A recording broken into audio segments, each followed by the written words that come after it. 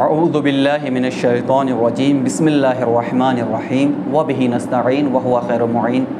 رب اشرح لی صدری ویسر لی امری واحلل عقدۃ من لسانی یفقہوا قولی بسم اللہ الرحمن الرحیم الیوم اکملت لکم دینکم واتممت علیکم نعمتی ورضیت لکم الاسلام دینا۔ پروردگار عالم اپنی کتاب میں ارشاد فرماتا ہے کہ میں آج کے دین کو مکمل کر دیا اور آپ سب پر اپنی نعمتوں کو تمام کر دیا اور آپ کے دین سے میرے رسول میں راضی ہو گیا۔ پروردگار عالم نے اس آیت میں بڑی ہی بہترین باتوں کا ذکر کیا اور دین کے کمال، نعمت کے کمال اور دین کے رضایت، ان ساری چیزوں کا ذکر کیا۔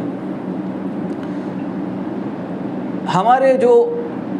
تقریر کا سلسلہ ہے وہ شبہات کے اوپر ہے کہ غدیر سے متعلق جو شبہات پیش کیے جاتے ہیں ان کا عقلی اور نقلی دونوں طریقے سے جواب دینا۔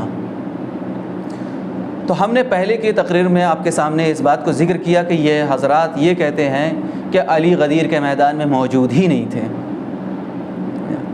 اور یہ کہہ کر کے انہوں نے ایک مشہور متواتر روایت کہ جو روایت سے زیادہ تواتر کسی میں نہیں پایا جاتا ہے اس روایت کا انکار کرنے کی کوشش کی۔ بہرکیف ان کی اپنی کوشش انہیں رائے حق سے بھٹکا دی، اتنا ہی کافی ہے ان کی کوشش کے لیے۔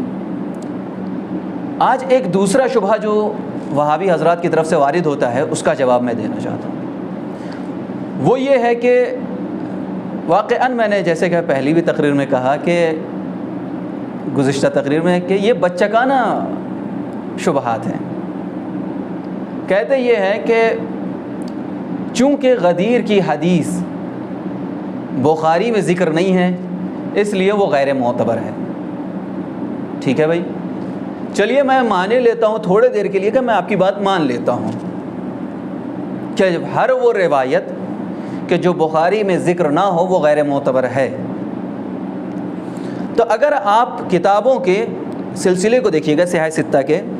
تو سلسلہ کچھ اس طریقے سے ہے کہ پہلی صحاح جو لکھی گئی، صحیح کتاب جو لکھی گئی، اس کے لکھنے کے بعد دوسری صحیح کی ضرورت کیوں پڑی؟ آپ جائیں جا کے سوال کیجیے گا تو وہ فوراً یہ جواب دیں گے، اس لیے کیونکہ بہت ساری صحیح روایتیں جو پہلے والے میں ذکر نہیں تھیں ان کو دوسرے میں ذکر کیا، جو دوسرے میں ذکر نہیں تھی تو اس لیے اب تیسری صحیح بنائی گئی تاکہ صحیح روایتیں اس میں باقی جمع کی جا سکیں۔ پھر یہ چوتھی اور پانچویں اور چھٹے تک جو ہے یہ چلتا رہا سلسلہ۔ تو بھائی اگر یہی معیار ہے کہ بخاری میں جو روایتیں ذکر نہیں ہیں وہ غیر معتبر ہیں، تو اس طریقے کے باقی جتنی بھی صحیح کتابیں ہیں موجود صحاح ستہ میں سے بخاری کے علاوہ، اور وہ روایتیں کہ جو باقی صحیح کتابوں میں ذکر ہیں لیکن بخاری میں ذکر نہیں ہیں، تو وہ ساری صحیح روایتیں غیر معتبر ہوں گی آپ کے نزدیک، اور اس طریقے سے اس روایت کا بھی انکار کرنا پڑے گا کہ جس کا اقرار آپ نے خود کیا ہے وہ ہے حدیث ثقلین، کہ حدیث ثقلین کا آپ کے یہاں اقرار کیا جاتا ہے کہ وہ تواتر کے ساتھ موجود ہے، وہ معتبر روایت ہے اور صحیح روایت ہے، تقریباً ہر صحیح کتاب میں موجود ہے وہ۔ تو جب وہ روایت بخاری میں موجود نہیں ہے لیکن باقی ساری صحیح کتابوں میں موجود ہے، کیا آپ اس کا بھی انکار کر دیں گے کہ وہ غیر معتبر ہے؟ اور اگر معیار یہی ہے کہ جو روایت بخاری میں ذکر ہوگی وہی معتبر ہوگی اور جو ذکر نہیں ہے بخاری میں وہ معتبر نہیں ہوگی، تو آئیے ایک دوسری بات پھر یہاں پر آتی ہے، دوسرا جواب ایک بنتا ہے۔ وہ جواب یہ بنتا ہے کہ خود بخاری نے اپنی کتاب میں ذکر کیا، اس سے پہلے کہ وہ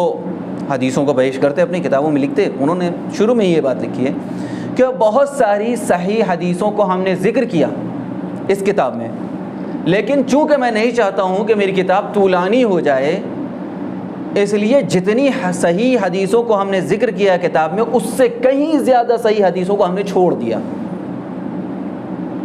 تو اگر صحیح حدیثوں کو چھوڑ دیا ہے تو کیا بخاری چونکہ ذکر نہیں کر رہے اس لیے وہ صحیح حدیثیں غیر معتبر ہو جائیں گی؟ اور اگر غیر معتبر ہو گئی ہیں تو بخاری خود کیوں نہیں کہہ رہے اس بات کو کہ وہ غیر معتبر ہیں کیونکہ ہم اپنی کتاب میں ذکر نہیں کر رہے ہیں؟ اگر آپ کو بخاری کا درد، کتاب بخاری کا درد خود امام بخاری سے زیادہ ہے تو اسے قیاس بالرائے کہہ سکتے ہیں، اس سے زیادہ کچھ نہیں۔ دیگ سے زیادہ چمچہ گرم کہہ سکتے ہیں، دھوپ سے زیادہ ریت گرم کہہ سکتے ہیں اسے. بہت ساری مثالیں آپ کے لیے ایسی موجود ہیں. تو اگر وہ حدیثیں کہ جو بخاری میں ذکر نہیں ہیں وہ اگر جو ہے دوسری کتابوں میں ذکر ہیں تو ساری دوسری کتابیں جو ہیں وہ غیر معتبر ہو جائیں گی، کیونکہ ان میں غیر معتبر روایتیں ذکر ہیں.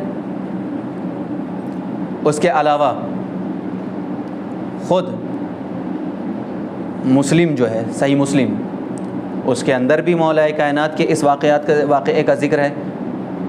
اور وہاں تو باضابطہ دونوں شبہے کا جواب دیا جا رہا ہے کہ اول تو یہ ہے کہ صحیح کتاب میں وہ روایت موجود ہے، اس کا جواب. دوسرا جواب یہ ہے کہ مسلم نے وہاں پر جو روایت ذکر کی ہے غدیر کی، اس میں ذکر کیا کہ علی وہاں موجود تھے. تو آپ کے نظریے کو مان لے اگر ہم کہ بخاری میں جو روایتیں ذکر نہیں ہیں وہ غیر معتبر ہیں، تو اس حساب سے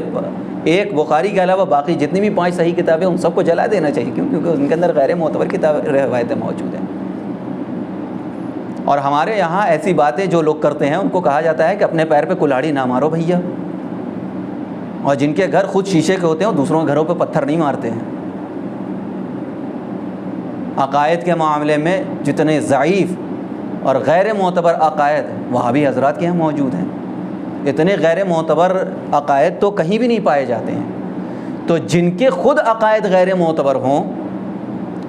جن کے یہاں جو ہے ان کے رئیس کے جبے کے اندر اللہ پوشیدہ ہو، چھپا ہوا ہو،